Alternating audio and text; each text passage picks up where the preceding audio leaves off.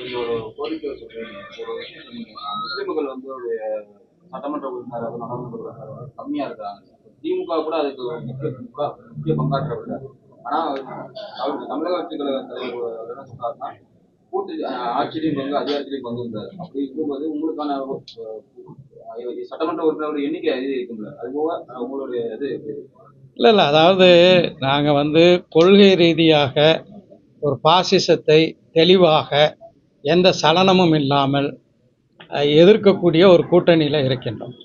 திமுக கூட்டணியை பொறுத்த வரைக்கும் இன்றைக்கு நாட்டில் இருக்கக்கூடிய சூழலில் பாஜகவையும் அதன் கொள்கைகளையும் அதன் திட்டங்களையும் நேர் எதிராக நின்று நியாயத்திற்காக அரசமைப்பு சட்டத்தின்பால் உறுதி கொண்டு அந்த சட்டத்தின் அடிப்படையில் உரிமைகளை கேட்கக்கூடிய, பாஜக செய்யக்கூடிய அநீதிகளையும் அக்கிரமங்களையும் பாரபட்சங்களையும் தட்டி கேட்கக்கூடிய ஒரு கட்சி திமுக. அந்த கூட்டணியில் நாங்கள் இருக்கோம். தாவேகாவை பொறுத்த வரைக்கும் அவர்கள் இப்போது தான் கட்சி ஆரம்பிச்சிருக்காங்க.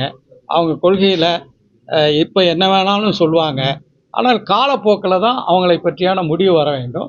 இப்போ இது போன்ற புதிதாக வரக்கூடியவர்கள், அவர்கள் சொல்லக்கூடிய வார்த்தைகள், அவர்கள் செய்யக்கூடிய செயல்பாடுகள் எல்லாமே ஒரு வகையான மறைமுகமான ஒரு அஜெண்டாவோடு அவர்கள் வருகிறார்களா அப்படிங்கிற ஒரு நிலைப்பாட்டை கொண்டு வரக்கூடிய செயலில் இருக்கோம்.